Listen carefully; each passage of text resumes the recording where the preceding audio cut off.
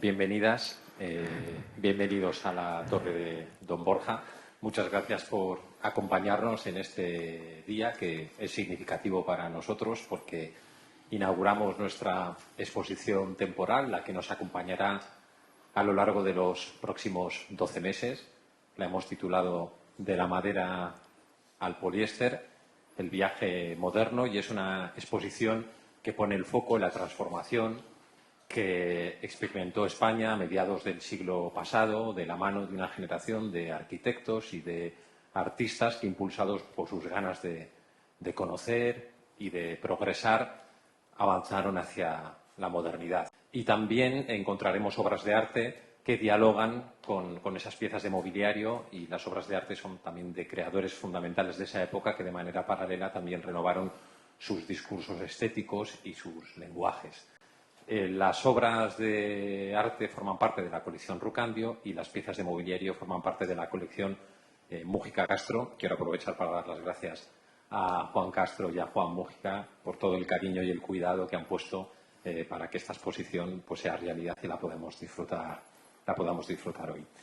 Durante los preparativos de la exposición yo veía los muebles, cosas sencillas, ¿no? como sillas, como mesas, como lámparas, y pensaba en cuántas veces no nos paramos a pensar en que una silla, en la que nos sentamos, ha sido primero una idea en la cabeza de alguien, después probablemente un esbozo, un dibujo en un papel, en una servilleta o en un cuaderno, después un dibujo técnico que permitió ya que esa idea se convirtiera en un objeto que luego disfrutamos, ¿no? Y pensaba también en cómo esos objetos, que pasan a veces un poco desapercibidos porque nos rodean en nuestra vida cotidiana, pues influyen en nuestra educación estética. Y pensaba también que detrás de esos objetos pues hay personas con nombres y apellidos que, gracias a su conocimiento, a su bagaje y a su voluntad, pues son capaces de hacer esas cosas, ¿no? Por ejemplo, aquí en la exposición tenemos muebles de Luis Feducci y de Javier Feducci. Los cito a ellos y no cito a otros porque son el padre y el abuelo de Pedro Feducci, que es nuestro invitado. Hemos invitado a Pedro para que nos acompañe en esta inauguración, porque Pedro, que es la tercera generación de la familia Feducci, doctor en arquitectura y diseñador y docente, es también considerado pues, el gran experto de todo este patrimonio y es la persona adecuada para podernos hablar de esta etapa tan apasionante y que acabó influenciando a toda una sociedad, ¿no? Que lo que estas personas hicieron consiguió ir mucho más allá de lo que fueron las obras de arte o los muebles, por supuesto, ¿no? Pedro, una vez más, muchísimas gracias por aceptar nuestra invitación y por estar hoy aquí en Santillana del Mar. Bueno, yo soy profesor y voy a dar un poco una clase, eso es lo malo que tenemos los profesores, pero no sabía qué hacer y tampoco quería presentar una cosa así. Bueno, son como 4 ideas, un poco con una cierta cronología, pero lo que sí que me parece que es importante, antes lo señalaba, es que no hay muchas ocasiones en las que se ve obra de arte tan buena puesta en una condición secundaria, es decir, los protagonistas son los muebles, ¿no? Entonces, esto es una cosa muy novedosa. No diríamos que comparten artisticidad, porque no lo comparten, pero sí que comparten un valor patrimonial y un valor cultural muy alto, mucho más de lo que muchas veces nos damos cuenta. Antes estabas hablando, ¿no?, de la diferencia, o sea, del poco cuidado que hemos tenido en los objetos cotidianos que han estado hechos y pensados por unas personas que han dedicado mucha creatividad. Vamos a llamarle no artisticidad porque yo creo que no la tienen, pero sí mucha creatividad, ¿no? El problema es que hemos abierto el campo de lo artístico y lo hemos confundido muchas veces con lo creativo, que está muy presente en todas partes, también en el arte, por supuesto, ¿no? O sea, hay que diferenciar un poco esos dos términos. Pero este es el primer cuadro que traigo, que es un poco hablando de esta diferencia entre lo artístico y lo creativo. Está súper de moda, porque ahora mismo está en el Metropolitan, exposición sobre Pareja, sobre Juan de Pareja, el esclavo de Velázquez.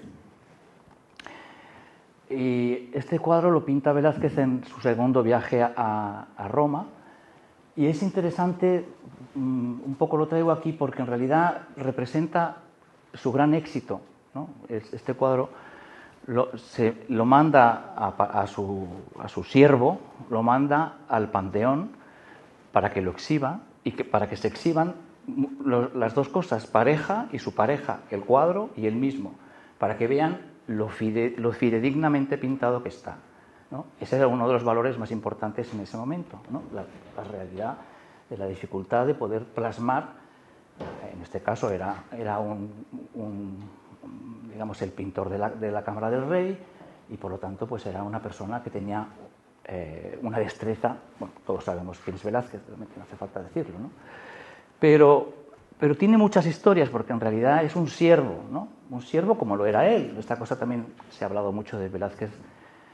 Y cuando pasaba a estar representado, ya dejaba de ser un siervo. De hecho, este cuadro se queda en Roma y se queda en una colección particular, una colección privada, y se mantiene por el valor que ha adquirido, no por lo que representa, sino por el valor que ha adquirido la propia pieza, ¿no? ¿Qué es lo que les llamó tantísimo la atención y por qué fue tan valorado? Pues entre otras cosas porque es un cuadro que está pintado todo en marrones o en negros, con esa capacidad que tenía Velázquez de poder diferenciar entre cada uno de esos marrones y de esas texturas, ¿no? Los brillos de la cera, ¿no? Lo más áspero, el dibujo de cómo estaba hecho toda la gola, ¿no? Pues realmente hay esa técnica, esa parte técnica también era muy valorada. No había mucha gente que fuera capaz de tener esta técnica. De hecho, Palomino, cuando habla de este cuadro, dice que uno de los pintores que lo vio decía: todos los demás cuadros son pintura y este es verdad, ¿no? O sea, es una cosa un poco... Bueno, son tópicos de la época, pero que tienen importancia. Y lo traigo porque esa representación y esa técnica también hay que verla... O sea, este ojo, ¿no? Esto sería el ojo, también hay que verlo con la mente, ¿no? Aquí realmente lo que es del 50, 1650 a 1656, más o menos, que es este cuadro, que es Las Meninas, lo que hay es un salto, porque lo que ha hecho es hacernos pensar más en lo que, no tanto en lo que vemos, que es maravilloso, sino en qué es lo que vemos, quién está viendo esto. Y esto estamos viendo lo que está viendo el rey. Realmente es una cosa muy barroca y muy bonita, ¿no? Estamos viendo desde los ojos del rey, ¿no? Solo Velázquez, con estos guiños y estos engaños, hacía, digamos, este tipo de cosas. Digamos que la pintura, en este momento, por supuesto que estaba el ojo, pero también estaba la mente, estaba lo intelectual, ¿no? Y es un poco algo que quiero un poco también rescatar de Velázquez, es cómo Velázquez llega a ser aposentador real, o sea, pasa de ser pintor de cámara, pintor de rey, a ser aposentador real. Es decir, acaba siendo algo más importante, que era ser lo que hoy llamaríamos un decorador, ¿no? O sea, cuando miramos al pasado, ahora mismo, pues digamos que vamos a entrar en el mundo de los decoradores o en el mundo de los que hacen muebles, ¿no? Digamos, vamos a dar un cambio, ¿no? Pero en ese momento, digamos, para que un poco valoremos también esta situación, era una de las figuras más importantes que estaba más cercana al rey, ¿no? Los aposentadores, ¿no? Los que les mandaba al rey, antes de que él llegara, a colocar sus bienes, sus casas, a arreglarlas, a dejarlas en buenas condiciones. Bueno, volviendo un poco al tema del arte y del ojo y de la mente, el culpable de todo esto es este señor que vemos aquí, que es Duchamp. Lo he traído una foto de más o menos del año 17, porque en realidad él, mientras estaba en París, esta foto no es de su estudio en París, porque se perdió, es de su estudio en Nueva York. Él, en el año 13, montó esa rueda de bicicleta encima de un taburete, sin darle más importancia, digamos como un acto un poco como de conjugar, de poner cosas unas encima de otras. A él le gustaba mucho darle vueltas y decía que le recordaba, cuando lo miraba, dice que le recordaba el crepitar de las llamas en una chimenea, ¿no? Bueno, ese movimiento, estaban todo el rato muy obsesionados con el tema del movimiento, de lo que pasaba con la pintura, cómo la pintura tenía que incorporar el tiempo, ¿no? En la cuarta dimensión, todos esos temas que estaban ahí. Pero en un momento dado, ya habiendo dejado de ser pintor, le habían rechazado uno de sus cuadros, estaba ya en Nueva York, hizo otro salto más grande y dijo: la pintura o el arte, el valor del arte está en la mente. Yo soy quien dice que soy artista, lo que es artístico y lo que no lo es. O sea, el cambio el culpable, digamos, fue este señor, ¿no? El que hizo este salto, ¿no? Y puso este objeto, ahora famosísimo, la fontana, la fuente, en esa exposición que, por supuesto, también fue rechazado, ¿no? Esa situación un poco de ser rechazado, pero al mismo tiempo mantener siempre una línea, digamos, de continuidad, ¿no? Y ahora está el ojo. El ojo de Picasso, ¿no? El gran pintor que nunca perdió de vista que para él la pintura tenía que ver con el ojo, tenía que ver con lo que se veía, con la representación de lo que se veía, el opuesto. Es gracioso, aquí lo pongo, estaba equivocado. Eso fue lo que dijo Picasso cuando murió Duchamp, estaba equivocado, ¿no? Hoy en día no sabemos si... Bueno, ahora el pobre Picasso, que le están dando caña por todos lados, ¿no? Le están cancelando por todas partes, ¿no? Pues, bueno, él tuvo digamos, esta continuidad en sus ideas, en lo que él pensaba que tenía que ser la pintura y que lo que tenía que ser el arte. Duchamp le consideraba un gran evolucionador, una persona vanguardista en todos los grados de pintura, pero no tenía nada que ver con su pintura o con su idea del arte, que era otra cosa, pero lo valoraba. Yo creo que esta es la siguiente imagen que traigo, porque realmente cuando Picasso también hace un reconocimiento pero de Duchamp con esos ready-made, pero lo que hace es encontrar, eso cuenta él, ¿no? Encuentra una bicicleta destartalada y de repente se le viene a la cabeza la unión del sillín con el manillar.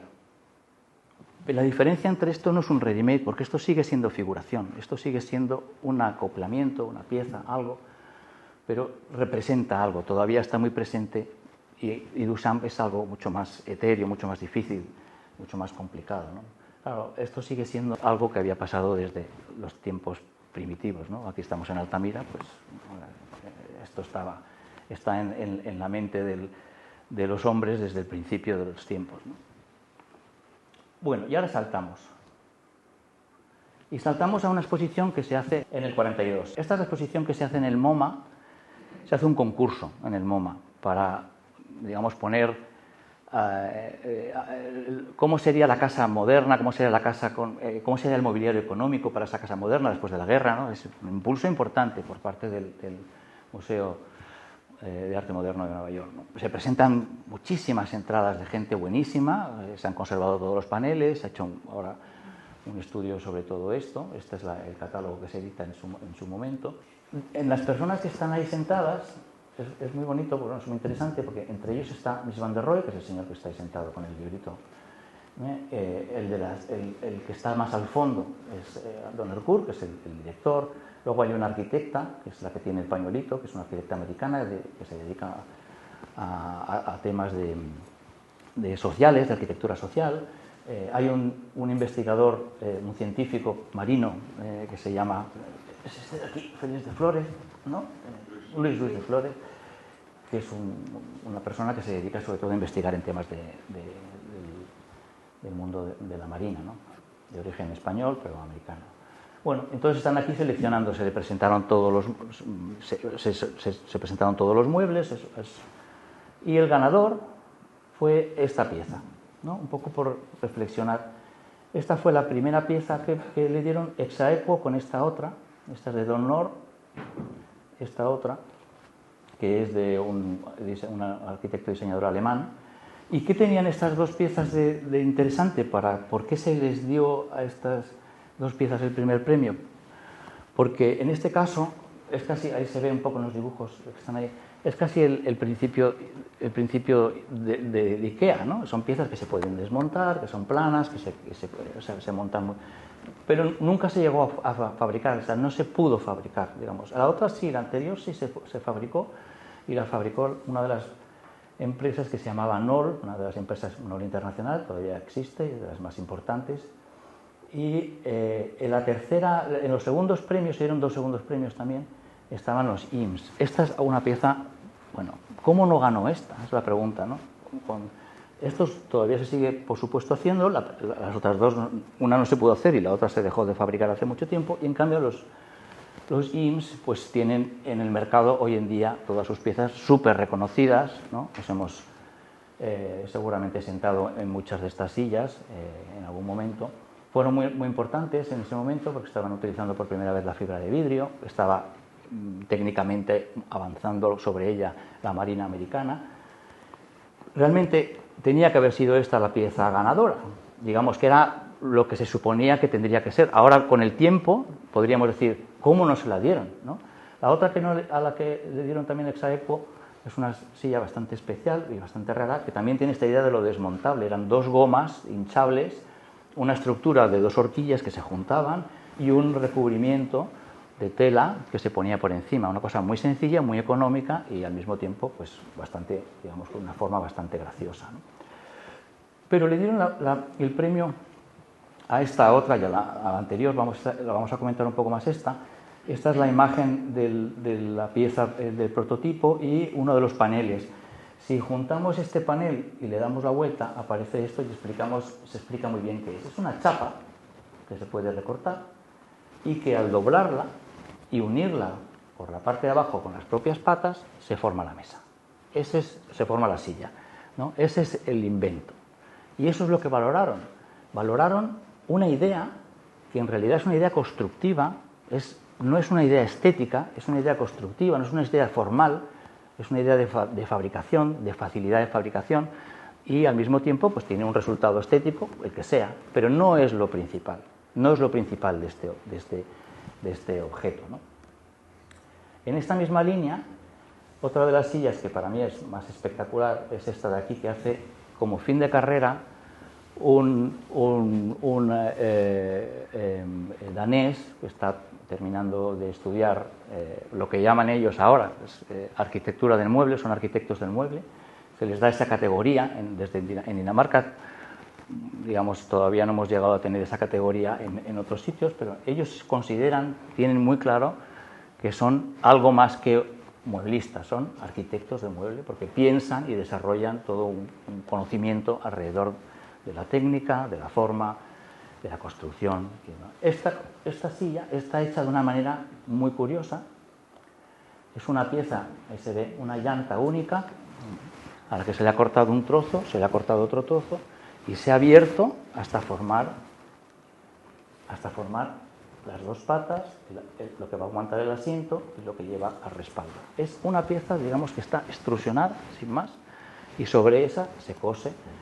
También es curioso porque es prácticamente la misma época, están pensando de una forma distinta a lo que es la forma tradicional de pensar un mueble, que es, vamos, como un elemento más formal, como un elemento que se parecía, ahí tenemos un vargueño que se parecía a la arquitectura, están pensando de otra manera, ¿no? Y yo creo que una de las grandes piezas desde el momento es esta de este estudiante que está acabando su carrera y ya en su primera pieza que hace, en el fin de carrera, tiene esta idea tan potente y tan maravillosa de lo que es técnicamente un objeto como esto, ¿no? Es flexible, reúne muchísimas condiciones y la idea es su construcción, ¿no? En el año siguiente al que hace este prototipo, diseña estas sillas, también un poco una versión primera que hace con un compañero, en el que lo que se hace es encajar las dos piezas, ¿no? También en esta idea un poco constructiva. Estas son un poco más sofisticadas, las otras dos. En este caso es muy importante el tema del triángulo. Una silla funciona muy bien, estas sillas que están todos sentados, funcionan bien porque funcionan como un triángulo. Un triángulo es una forma muy estable, ¿no? Un triángulo es muy estable. Un cuadrado es muy poco estable, siempre se mueve. Pero y nosotros hacemos arquitectura y lo que tenemos que conseguir es que la arquitectura, esto sea estable, pero si hiciéramos triángulos lo haríamos mucho más fácil, con mucha menos tensión, ¿no? O sea, es un poco una cuestión técnica, ¿no? En este caso el triángulo está ahí en la pata, ¿no? En ese otro está allí también y digamos con esa unión se hace una pieza que aguanta muy bien y sobre ella se puede lanzar, digamos, las cuerdas. ¿Por qué traigo esto? Porque la pregunta es, ¿y en España? Estamos viendo cosas un poco del mundo, quizá. ¿Qué pasaba en España, ¿no? En esa época, en los años 50, 51, 52? Pues en España, en el año 53, mi padre y mi abuelo hicieron esta silla, que es una silla que se llama la silla parábola, porque hicieron algo parecido. Ahí están unos dibujitos que hicieron ellos para contar en qué se parecía y en qué no se parecía con las anteriores de Calhoun, ¿no? Paul Calhoun había hecho los diseños anteriores y un poco aquí vemos explicado cómo lo que habían hecho ellos, doblar la pieza, levantarla, crear aquí el triángulo, en este caso, está aquí colocado, y formalizar esta pieza. Esta pieza, bueno, pues tuvo su cierto éxito en su momento, se vendieron bastantes, la fabricaba Rolaco, que era aquí tenemos muchos ejemplos de Rolaco, de ese momento, pero también he traído otra, que también se hace en ese mismo momento, que es esta de los dos arquitectos que trabajan con José Antonio Coder, y que son Federico Correa y Alfonso Mirá. Se llama esta silla, es una silla en la que, digamos, aparece otro gusto por otras cosas, pero que mantiene también esta idea del triángulo, que es este elemento de ahí, que es el que hace el acoplo, el enganche fuerte, el que permite la resistencia de la silla. Lo hacen con loneta y la van a llevar a ese edificio, que es un edificio que está en la Barceloneta, que todavía existe, y que es un edificio muy pionero en su momento, digamos, de la primera modernidad española, ¿no? Coder les encarga a ellos, que están trabajando en su estudio, que le hagan el amueblamiento y ellos diseñan esta silla, ¿no? Y aquí tenemos un valor, si antes había un valor más tecnológico por el tema del acero, de los tubos, de tal, aquí tenemos un valor más próximo a lo popular, ¿no? Es una revisión de una tradición que en ese momento yo creo que tenía un sentido menos agresivo que la tecnología y que lo moderno. Es decir, una España muy retrasada, pero que al mismo tiempo tenía una cierta prevención contra la modernidad, porque todavía estábamos, digamos, en ese momento autárquico, saliendo de ese momento autárquico. Lo popular tenía un valor, digamos, moderno, pero, digamos, no contaminado, ¿no? En ese sentido, no podía hablarse de valores de modernidad rechazados pues, por su condición más izquierdista, si quieres decirse, o un poco republicana, ¿no? Y aquí vuelvo a dar otro salto, otros dos grandes diseñadores, Achille Castiglione y su hermano Pier Giacomo, que montan en el año 57 una exposición, con una exposición común que se hace en la Villa Olmo, en Como, y su stand, muy pequeñito, es este que vemos aquí, es aquí dibujada la planta con los objetos que van diseñando, y me llama muchísimo la atención cómo después de este paso, digamos, por lo tecnológico y por lo popular, como reivindicaciones de nuevas formas de entrar en el tema del mobiliario, aparece luego una nueva, que es la que estaría más imbricada con los ready-mades o con la revalorización del mundo duchampiano. He traído dos imágenes, bueno, en realidad ellos hacen estas tres piezas, son tres piezas muy sencillas, ahí están en el catálogo que se expone.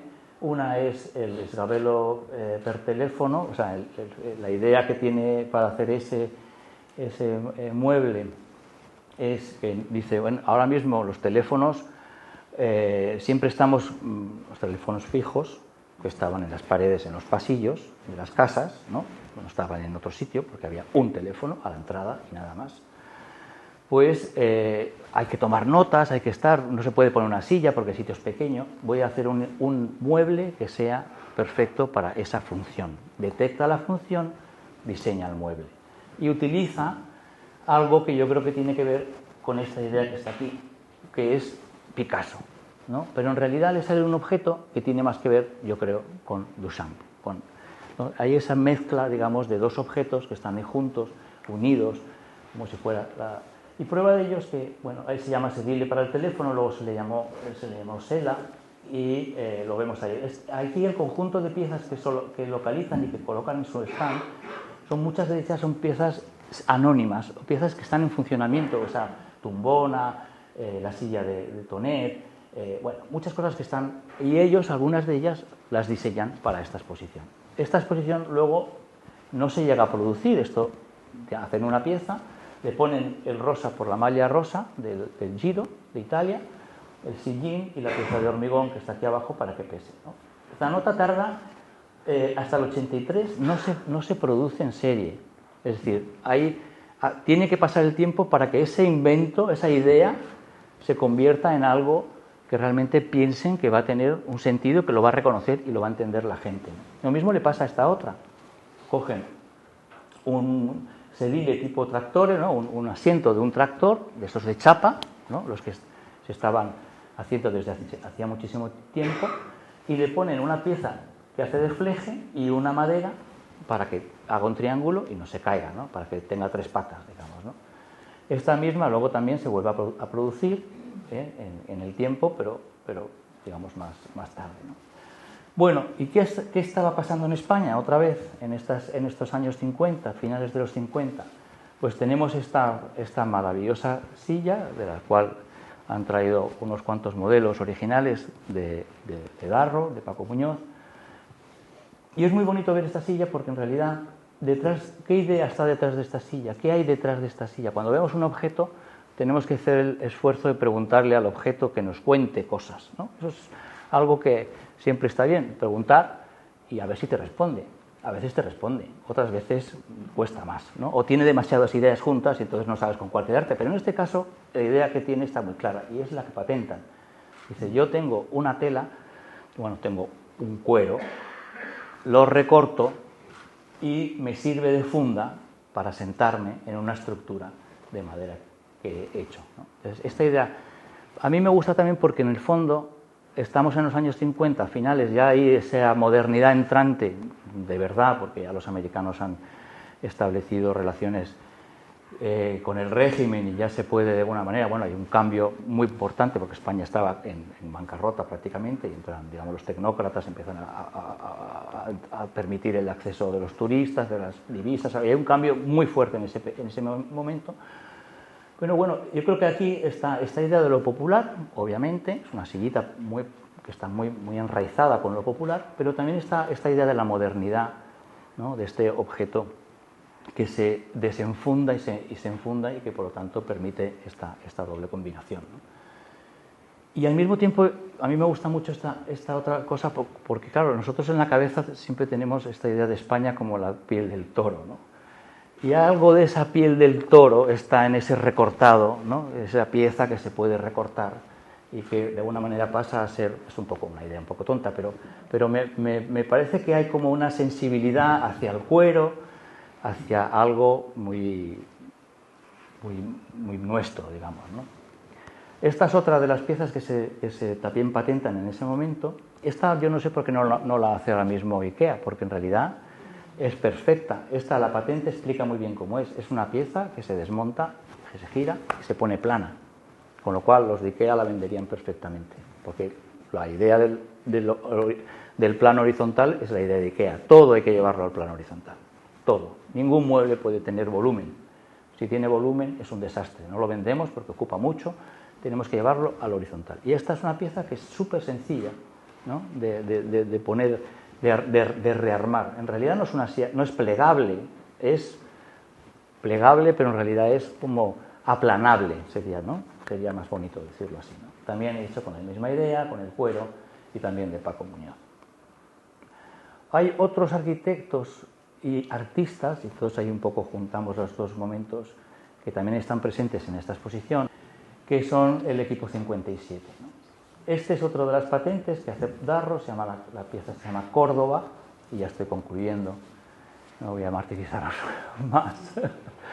Y es muy bonita porque aparecen todas las piezas y el ensamblaje, esta idea de ensamblaje, de montaje, ¿no? De seriado, ¿no? Entonces, todas estas piezas se colocan, se montan, es fantástica también, es una pieza con una tira de olivo, ¿no? de madera de olivo, muy bonita, y esos mecanismos de montaje y por último he traído esta otra, tampoco, es que me parece que también es una pieza espectacular, también esta idea de lo seriado. Estos señores están haciendo al mismo tiempo pintura abstracta y pintura que de alguna manera tiene unos valores intelectuales muy distintos a los que, muy modernos, pero cuando hacen muebles también están haciendo un poco lo mismo, están pensando como pintores o como artistas, ¿no? Están muy mezclando las dos cosas, en su pensamiento están las dos cosas muy ligadas, ¿no? Y además me parece muy interesante esto, ahí se ven dos cables que suben, ¿no? Por encima, donde se van enganchando todas las costillas, ¿no? Las costillas se ponen en funcionamiento, se van apilando, se van poniendo unas cuñas para que vayan haciendo las curvas y después se tensan esos cables, se queda armada toda la pieza, completamente armada, y se forma la silla, ¿no? esa idea de huesos y de tensión es la de Fisac. Están prácticamente al mismo tiempo, uno haciendo arquitectura, otro haciendo mobiliario, ¿no? Y al mismo tiempo haciendo pintura, ¿no? Es algo que está pasando, las mismas personas están pensando y haciendo y fabricando tanto muebles como arte o como arquitectura, ¿no? Y con esto quiero concluir, no hay mucho más, de lo que quería traer eso un poco para abrir un poco el debate y para agradeceros a vosotros que habéis hecho esta exposición, esta colección tan espectacular. Yo creo que hay muy pocas colecciones ahora mismo como la vuestra, muy pocas en España. Desde luego no hay ningún museo que la tenga. Empieza un poquito el Museo de Artes Decorativas a empezar a tener un fondo bueno. Yo conozco 3 como las vuestras, así de españolas, de piezas españolas hechas con ese cariño con las que las he ido encontrando, localizando, datándolas, fechándolas. Realmente es meritorio. Y luego, por otro lado, también a la Torre de Don Borja, a Rocandio, por ese también acompañamiento espectacular de piezas de primer orden, pero que están al servicio de las otras, ¿no? Que eso es lo que a mí me parece que es muy novedoso, realmente muy novedoso y muy moderno y muy nuevo, sobre todo en este país en el que estamos, en el que no se le ha prestado mucho interés a todo nuestro mobiliario. Y nada más, con eso concluyo.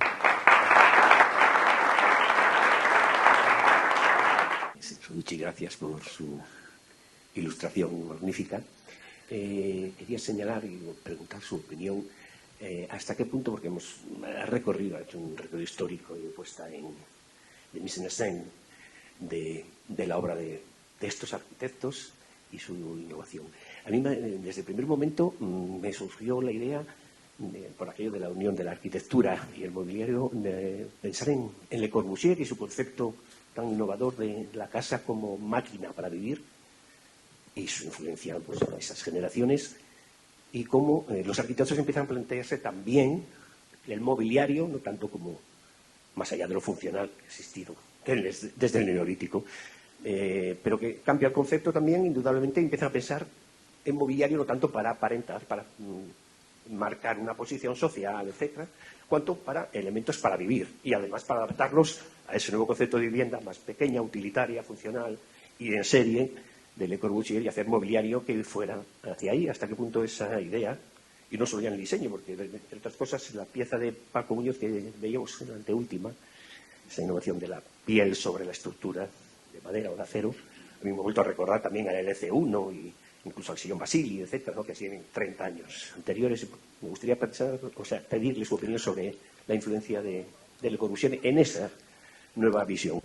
Le Corbusier es una persona valiosísima, inteligentísima, es un arquitecto fantástico. No hace falta más que ir a ver sus obras, ¿no? Porque realmente las puedes conocer en libros, haber visto fotografías, pero cuando vas a verla, bueno, como pasa con las obras buenas, ¿no? Las obras de arte, cuando pasas realmente reconoces una calidad que quizás en los libros, pues en las fotografías no está presente, ¿no? Pero Le Corbusier se dedicó poco al tema del mobiliario, muy poco, y además se vio forzado al tema del mobiliario porque él en el año 25, cuando hace el pabellón del Esprit Nouveau, y es un momento muy importante porque es el momento en el que se reconoce públicamente la importancia de Francia como otra vez, o el intento de Francia de volver a recuperar el gusto y el mobiliario de primera calidad con el déco, ¿no? Y él se presenta en un pabelloncito pequeño, que lo hace se llama el Esprit Nouveau, y no coloca ningún mueble más que los que ya existían en el mercado, ¿no? No hace ningún mueble, sí hace algunos muebles, hace unas cosas, digamos, más que tienen que ver con la arquitectura, pues unas mesas, una arquitectura que es un tablero y 2 y 4 patas, es una arquitectura pequeñita, ¿no? Pero no hace sillas, no hace nada de eso, porque además escribe en ese momento un libro en el que lo que viene a decir es no hagamos estas tonterías decorativas de mobiliario, no, esto hay que coger lo que ya está hecho, lo popular, lo que ha sido destilado en el tiempo, las sillas de Viena, de curvadas, de Tonet, y esto es lo que realmente tenemos que... No nos ocupemos de esto, ocupémonos de otras cosas más importantes, ¿no? ¿Qué pasa? Que en el año 27, muy poco después, 2 años después, cuando llega a hacer 2 de los edificios más bonitos de la Weissenhof, que es una exposición una exposición de edificios modernos en Stuttgart, se da cuenta que toda la Bauhaus y todos los arquitectos de la Bauhaus llevan unos muebles nuevos, espectaculares.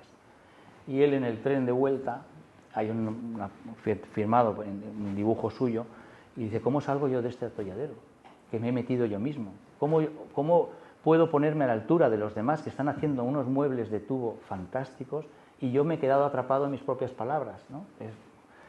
Solo personas tan inteligentes como él deciden que lo que pasa es que el tiempo es distinto y es nuevo y no valen esos muebles, porque la mujer, sobre todo la mujer y el hombre, se necesita mobiliario nuevo para la nueva forma de vida. Y entonces él hace una colección que la hace en 2 años con Charles Perriand, que es a la que has hecho referencia, maravillosa, en la que introduce frente a los alemanes la idea del confort, que es una idea muy francesa, ¿no? Todos los muebles de Le Corbusier de esa exposición son unos muebles muy confortables frente a los alemanes, que tenían otras ideas un poco más seriadas, industriales, etcétera, etcétera, ¿no? Bueno, pues Le Corbusier después, con el tiempo, consigue, digamos, hacer muchas obras, pero le dedica sale muy bien del atolladero, pero le dedica muy poco interés. Y un poco aquí algo de eso pasa también. Los arquitectos están necesitados de hacer arquitectura nueva, quieren hacerla, pero no tienen mobiliario nuevo y lo tienen que hacer ellos, lo diseñan ellos. En cuanto pasan los 60, empieza a aparecer la figura del diseñador y los arquitectos dejan de hacer mobiliario, hacen arquitectura, porque ya tienen algo que para ellos era importantísimo. Cuando necesitaban, acudían a 3 o 4 modelos. Aquí tenemos uno, los de Griffey y Skoda, que utilizaba tu padre, porque eran lo más moderno que había en ese momento, ¿no? Lo utilizaba de la Sota, lo utilizaba García de Paredes, lo utilizaban todos los arquitectos, y era un mobiliario estándar que les gustaba porque era moderno, aunque era tradicional, pero era moderno, y lo utilizaban porque y lo otro lo tenían que hacer ellos, lo tenían que diseñar. La estantería de García de Paredes, que también está aquí, es una estantería que tiene esta misma idea, la flexibilidad, está pensada para poderse hacer más grande, se llama Essex, ¿no? Porque es extensible, se puede hacer más grande, adaptarse a los espacios, ¿no? Bueno, estas ideas, digamos, de lo constructivo están en la raíz muchas veces de los mecanismos y de cosas que tienen que ver con la arquitectura también, con la construcción, con la arquitectura, con la industria. Pero es que estos muebles españoles no han tenido un desarrollo al momento actual en el sentido de que, oye, estamos viendo todavía lo que has dicho antes de los Eames, o Jacobsen, Wegner, sí, todos los europeos, los americanos, todo lo que quieras, y estos muebles españoles que también tenían una producción serial, no eran individuales como ha habido muebles que solo se hacían para una casa, que tenían una intención de ser... industriales, sí, son seriados. Sí, producidos. Sí. No existen ahora. Bueno, pues... ¿Qué ocurre con Muebles H o con Darro? Pues ahora se están empezando a reeditar algunos, pero ha costado mucho. Por ejemplo, BD Ediciones de Diseño, que hizo bastante mobiliario de arquitectos que lo habían formado, Tusquet, Clotet, todos estos hacían sus propios muebles y reeditaron algunos muebles. Pero ¿a quién reeditaron? A Le Corbusier o a Mackintosh o a Terragni, o sea, a gente que tenía un nombre, ¿no? Nos cuesta mucho reconocer el valor de lo nuestro. No hemos sido especialmente cuidadosos con nuestros creadores, ¿no? Yo creo que tiene un poco que ver con eso. También tiene que ver con que este mobiliario era un mobiliario caro, era un mobiliario costoso, de muy buena. Cuando uno ve las sillas de Darro, es que son espectaculares, tienen unas maderas de unos cueros que, claro, son preciosas, pues que son preciosas porque es que son materiales de primer orden. Tienen unos nogales que con el tiempo han envejecido y están, bueno, es que no, ahora mismo las reproducciones que se hacen sobre estas no tienen esa calidad. Todos ellos eran, digamos, muy buenos, tenían el valor de lo epitelial, de la material, y todo eso lo tenían muy adquirido. Y claro, también eran bastante elitistas en ese sentido. Pero no había un comercio, digamos, que no, había 4 gatos que les gustaban estas cosas, los 4 arquitectos que hacían cosas modernas, los demás. Pero yo creo que poco a poco iremos recuperando esto, sí. Ahora se ha reeditado unas de H Muebles, sí, poco a poco van a ir. Vamos a ver cuál es, porque esto se reedita para vender. Si no se compra, pues no se volverán a reeditar, ¿no? Pero tendrán que estar en museos, tendremos que hacer, bueno, exposiciones de estas, darles un valor. Esta es la importancia que yo creo que en otros países se ha hecho desde hace muchísimo tiempo, ¿no? Hay esa reivindicación de lo nacional, de la industria, de lo propio. No tenemos todavía un museo de la industria, un museo importante del diseño industrial. España no lo tiene. Tiene uno en Barcelona, que está muy bien, pero es un poco todavía... Pero no lo hay, digamos, a escala. En Barcelona se ha hecho más esfuerzo con eso, por supuesto, en Cataluña. Pero no hay uno, digamos, un Museo Nacional del Diseño y un Museo Nacional de Artes Decorativas, que está intentando hacer esa evolución, pero todavía, digamos, no sé, por ejemplo, cuando vemos las imágenes de la Zarzuela o cuando vemos las imágenes de la Moncloa, ¿cuántos muebles reconocemos de esos? No tendríamos que tener, cuando vemos una serie nórdica, ¿cuántos muebles reconocemos de esos? Todos.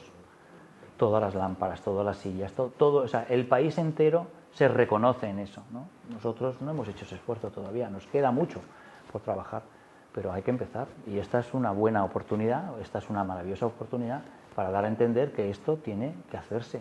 Yo lo veo así, vamos. Hola, soy Carmen Sánchez Diezma.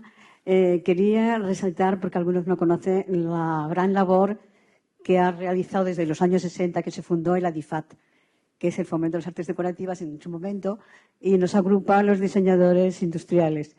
Y yo he pertenecido a varias juntas directivas, con Federico Correa, con Miguel Milá, con Andrés Ricard, y creo que en alguna manera, no sé si algunos objetos se refieren ya a la época a partir de los 60, de lo que se ha traído a la exposición, pero desde los años 60 hasta que falleció Franco, incluso se hizo muchísimas actividades. Muchísimas, sí. Y bueno, pues los grandes diseños de ahora, precisamente, pues yo creo que han sido seleccionados, que se hace anualmente a través de la ADIFAT.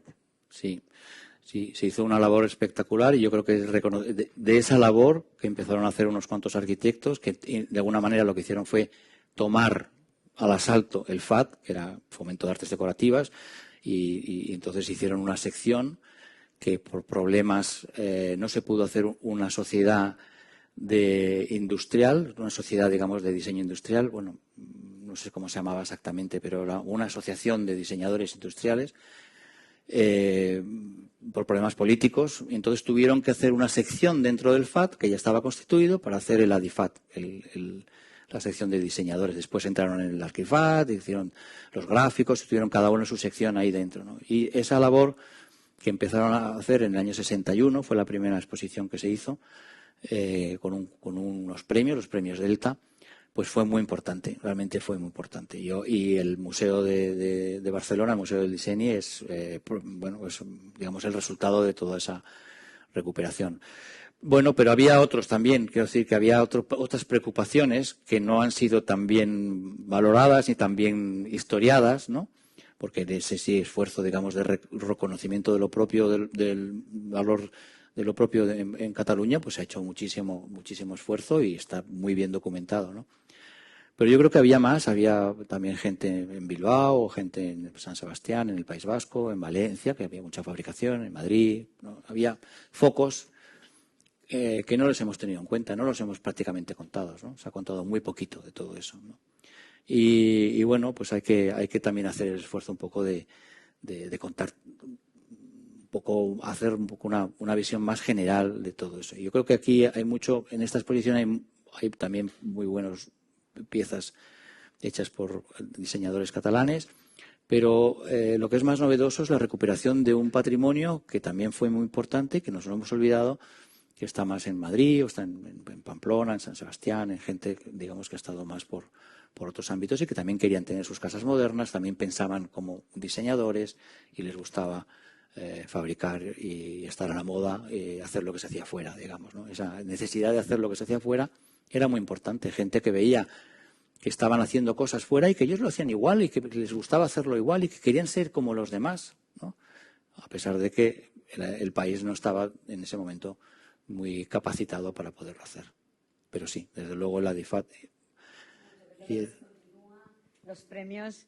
Hasta ahora, se siguen haciendo los Delta. Anualmente, quiero decir que si hay diseñadores por aquí que sepan que anualmente, me parece que ya son las, pues no sé, la edición me parece que algunos años no hubo, pero debe ser la 50 o por ahí ya. Sí, sí. Porque lo importante a veces de los premios es la continuidad. Porque bajo mi punto de vista, a lo mejor la primera edición, la segunda, la tercera, pero después muchos premios quedan en el abandono. Sí, yo tuve la suerte de ser el presidente de una asociación que empezamos a fomentar en Madrid. Madrid es un desierto en este aspecto asociativo, ¿no?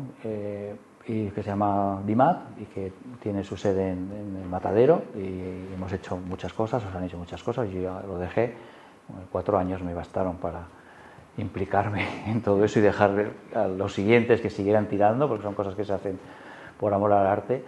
Y puse en marcha un poco una DIFAT a la madrileña, pequeñito, unos premios Delta, que no, digamos, un poco para crear ese caldo de cultivos. Los llamamos producto fresco, eran, digamos, una cosa muy incipiente, y ya se ha acabado, que te da mucha pena porque realmente, bueno, pero sí que lo que sí que hemos visto es que ese tipo de acciones funcionan muy bien y generan mucha comunidad, que es lo importante, ¿no? Mucho conocimiento, muchas relaciones, ¿no? Que ese es el otro campo en el que también tenemos que jugar, ¿no? En el campo, digamos, más de la interrelación de la gente y del reconocimiento entre diseñadores. Buenos días. Mira, yo también quería preguntarte que a partir del 60 más o menos, que nos expliques un poquitín la evolución de los nuevos tipos de materiales que se usan, sobre todo en asientos y tal, que es la fibra de vidrio. En cuanto a diseñadores catalanes, incluso algún arquitecto que ha hecho alguna Sí, abajo hay una sección al principio pues se llama de la madera al poliéster, porque es esa transición de la modernidad del país, ¿no? Que en muy poco tiempo, con esta primera, lo primero que hicieron fue permitir que fabricantes extranjeros pudieran producir en España sus patentes siempre y cuando que se fabricaran aquí con operarios españoles, ¿no? Entonces eso fue muy importante porque se empezaron a hacer, vino Nol, que lo trajo Rafael García, Rolaco trajo Tecno, que era Darro y Martínez Medina trajeron Arflex. O sea, de repente empezaron, bueno, un poco como el SEAT, ¿no? Que era un Fiat, pero en realidad se fabricaba aquí, se llamaba SEAT. O sea, la tecnología empezó a venir. Fue una idea brillante porque a partir de esa llegada de estos técnicos y de este conocimiento industrial, pues el país empezó a enriquecerse y a crear, ¿no? Y los nuevos materiales siempre han estado muy, por supuesto, en la idea de intentar industrializar los nuevos materiales en el mueble, el mobiliario, ¿no? Antes hablábamos de IKEA, que en realidad IKEA es más la comercialización de esos aspectos, ¿no? Y cómo el estocaje, la fabricación por piezas distintas, todo eso lleva a ser muy económica, pero también hay otra fuente de riqueza o de abaratamiento en este sentido, mejor, ¿no? Que es los nuevos materiales. Los nuevos materiales como el plástico, la inyección. Entonces en España empezaron a fabricar muy pronto porque muchas veces la mano de obra era tan barata que se podía exportar mucho. Se exportó mucho mueble muy feo, pero se exportó una barbaridad. El mobiliario fue uno de los naranjas y muebles que exportábamos de madera maciza, ¿no? Que era claro, madera maciza hoy en día no es exportable, digamos ya. Ahora empezamos otra vez a recuperar la madera maciza como algo. Este es muy rápido. ¿Cómo valoras el diseño de muebles? Hoy has hablado de IKEA. ¿Cómo lo valoras en España y si hay alguna singularidad en los diseñadores españoles con respecto a lo que se hace en otros países, o ya estamos en un mundo donde está todo ya contaminado y mezclado, que no hay nada que distinga el diseño español de lo que se hace? El diseño español está muy bien, es muy alto, ha adquirido un crecimiento brutal, está muy reconocido. Bueno, yo creo que está a la altura de cualquier otro diseño. Vamos, en Milán el diseño español lo puedes ver perfectamente, ha entrado, digamos, de lleno, ¿no? Sin ningún problema. Y hay muy buenas fábricas, que se exporta muchísimo. Bueno, yo creo que está muy bien. Y en cuanto a la otra parte, es que yo creo que estamos en este mundo globalizado en el que vemos Cartier en todas partes, ¿no? Vemos Hermès, o vemos IKEA, o vemos lo que sea en las televisiones, en los móviles, en tal. O sea, estamos ya digamos, hemos perdido, bueno, siempre hay un gusto por lo propio, por lo sé qué, pero digamos que está mucho más descendido, y antes, como no había comunicación, pues se producía más, pero hoy, pues digamos, sí, se pueden hacer pequeños guiños, pero también es algo mucho más abierto. Pues muchas gracias, Pedro, por tu tiempo, por estar aquí con nosotros y por compartir todo tu conocimiento. Muchas gracias a vosotros. Muchas gracias.